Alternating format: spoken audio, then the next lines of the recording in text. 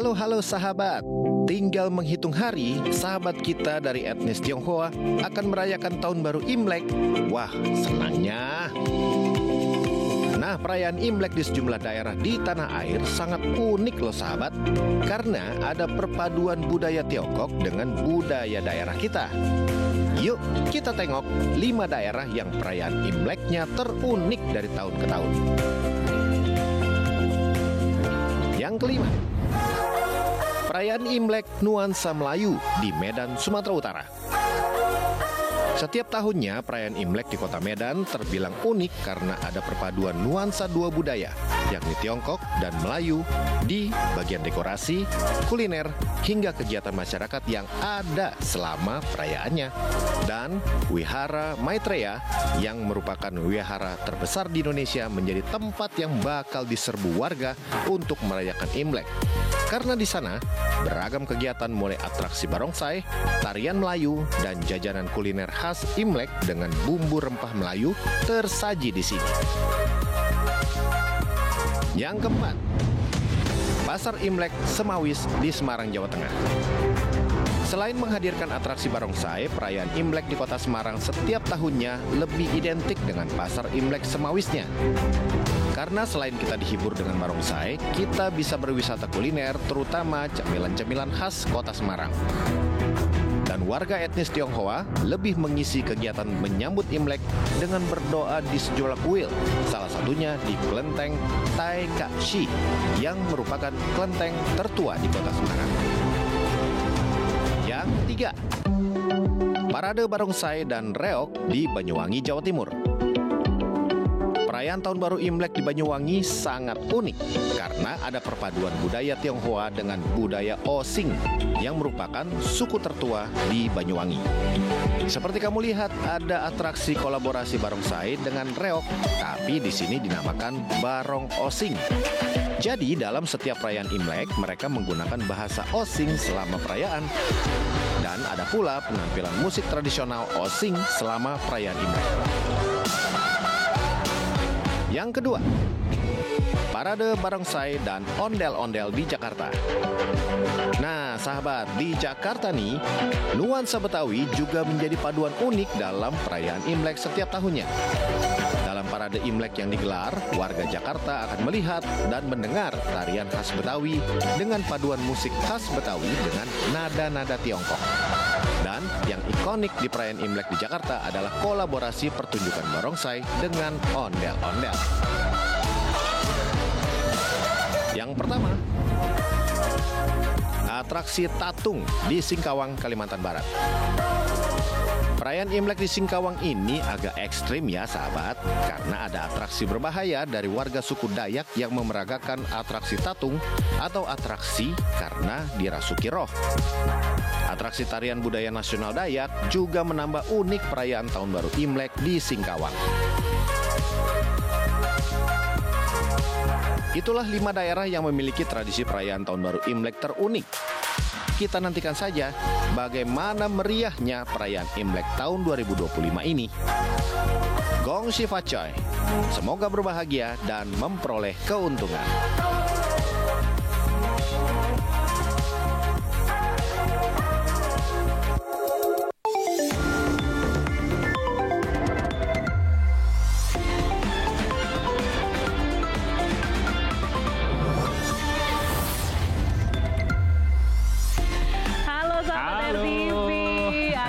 Malam ya langsung disuguhkan yang seru-seru tuh soal Imlek tuh. Betul, ya Don. Betul banget. Minggu depan tuh Don, tapi kehebohannya juga keriannya memang udah terasa nih. Udah terasa sekarang banget sekarang ini.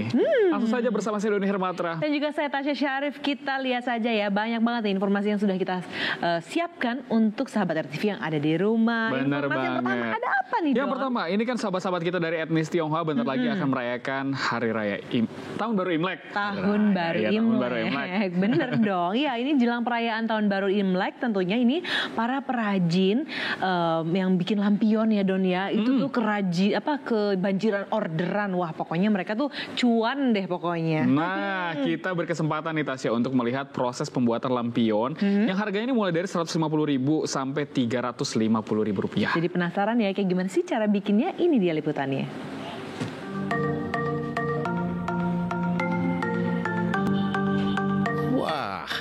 Kalau udah lihat lampion-lampion ini, tandanya tahun baru Imlek makin dekat nih.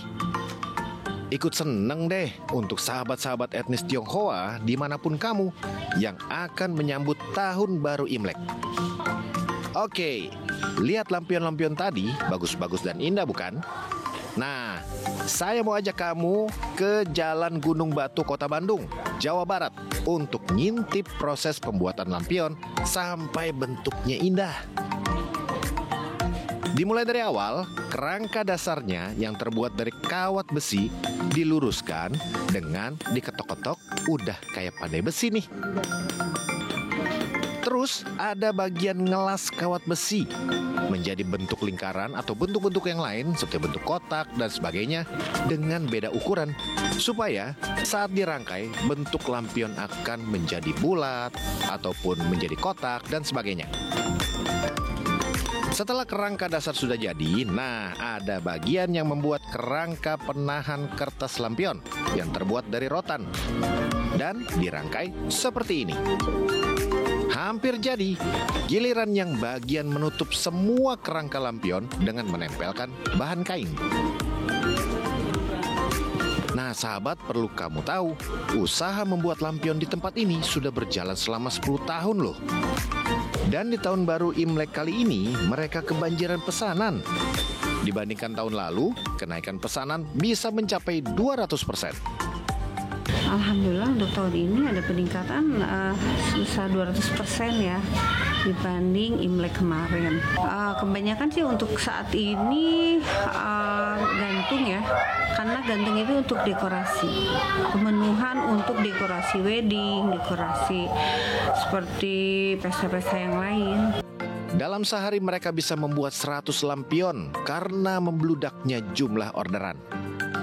Wah, oke nih buat referensi kamu yang lagi nyari hiasan lampion.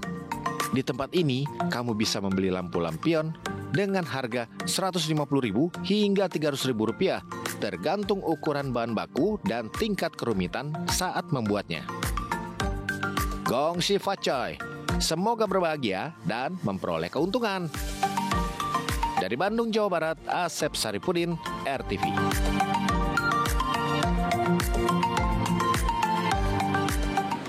Nah dari Imlek, sekarang kita ke informasi selanjutnya terkait sekolah nih Tasya. Dulu waktu sekolah, Tasya pernah ketiduran gak di kelas? Ketiduran, jujur gak ya?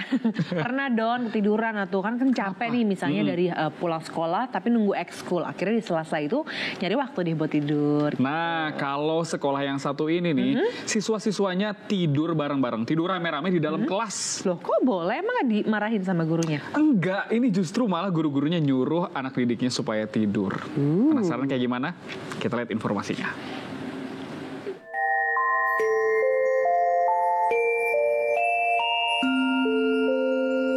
Duh, alunan musiknya bikin... Kok ngeliatnya jadi ikutan ngantuk ya? Tapi emang sih, tidur siang-siang tuh nikmat ya sahabat. Apalagi kalau udah terasa banget lelahnya. Ya, itulah yang dipahami pihak Sekolah Menengah Pertama Negeri 39 Surabaya terhadap murid-muridnya. Setelah jam pelajaran selesai, seluruh murid diberi waktu tidur di kelas selama 45 menit. Hal ini dilakukan sebagai bentuk relaksasi demi mengusir rasa kantuk yang mengganggu konsentrasi belajar.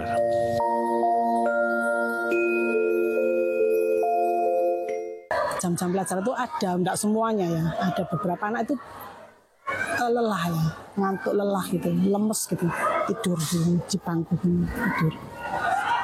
Dari situlah muncul pada saat kami rapat dinas, ide-ide muncul Bapak Ibu guru itu, Bu, kalau bagaimana Bu kalau diadakan relaksasi 1 jam gitu, lo acara SAS gitu gimana Bu?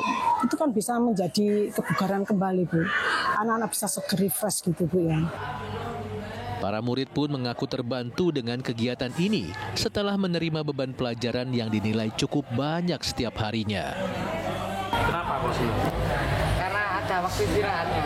Emang kesehariannya belajarnya banyak apa gimana? Banyak. Dengan adanya program tidur ini berarti kamu bisa istirahat ya? Iya, bisa istirahat. Ya, menurut penelitian, tidur siang itu ternyata banyak manfaatnya loh sahabat. Di antaranya dapat meningkatkan kecepatan bereaksi maupun kewaspadaan. Selain itu, tidur siang juga menambah kemampuan untuk mempelajari informasi baru. Karena penelitian pada tahun 2015 menemukan fakta bahwa tidur siang dapat meningkatkan kemampuan penguasaan kata baru pada bayi.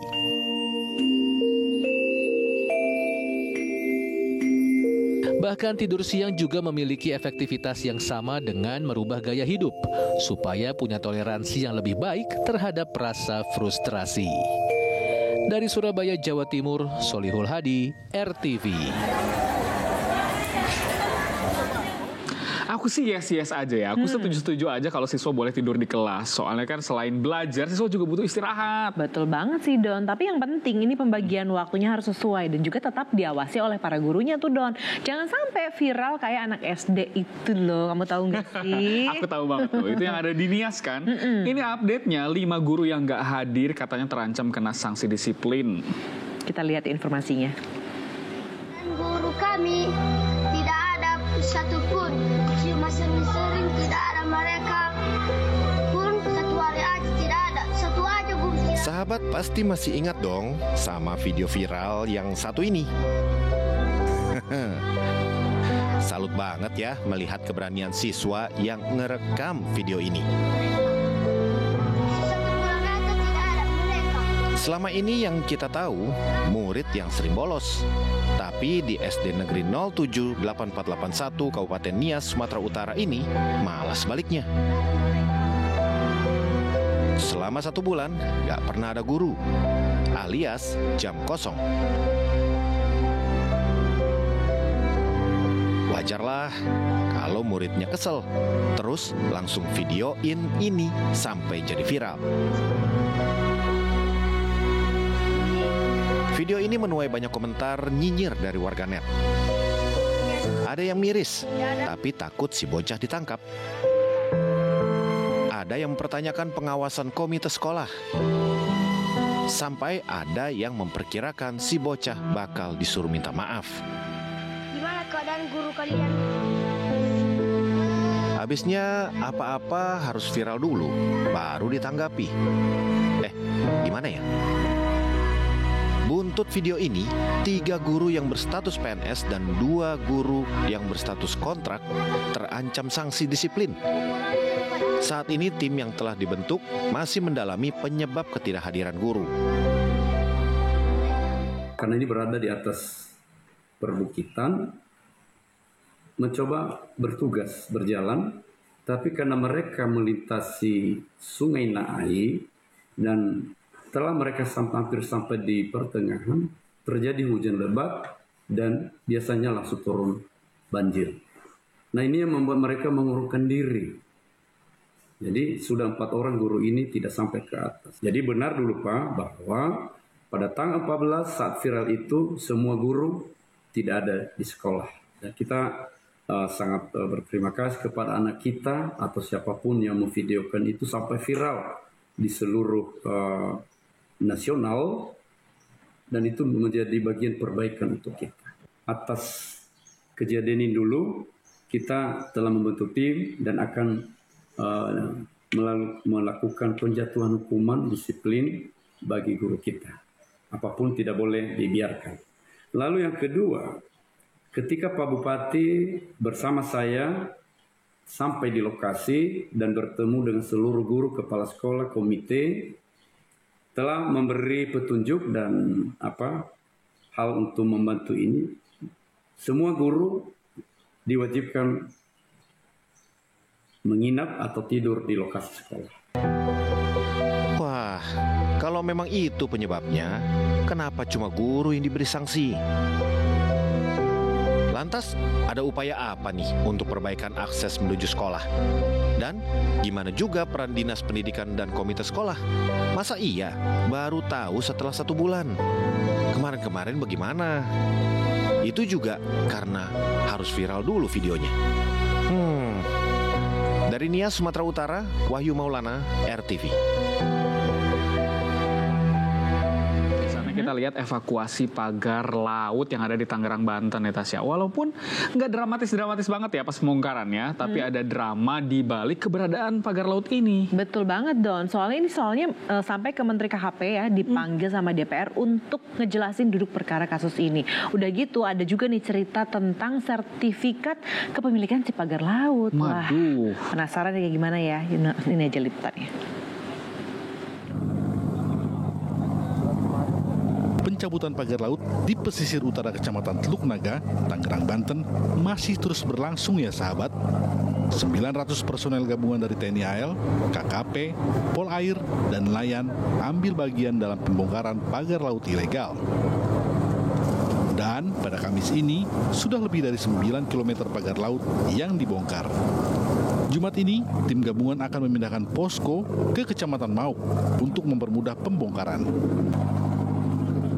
Sementara itu, Komisi 4 DPR RI memanggil Kementerian KKP untuk meminta keterangan terkait keberadaan pagar laut dan sertifikat kepemilikan di laut. Selamat siang, salam sejahtera. Dalam rapat dengar pendapat, seorang anggota Dewan melepas PIN anggota DPR untuk menunjukkan rasa malu karena masalah pagar laut yang berlarut-larut. Saya lepas, Pak. Komisi 4 menuntut penyelesaian kontroversi pagar laut dalam waktu secepat-cepatnya.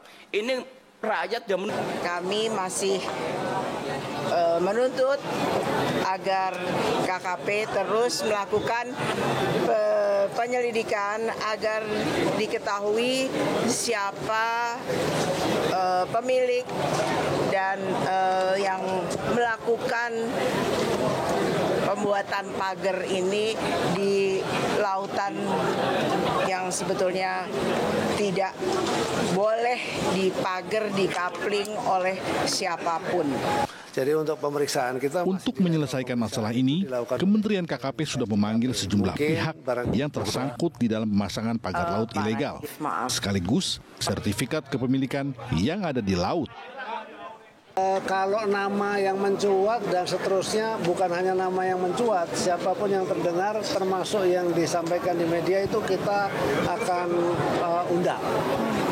Akan kita pertanyakan gitu. Kapan itu, Pak? Sekarang sedang berlangsung.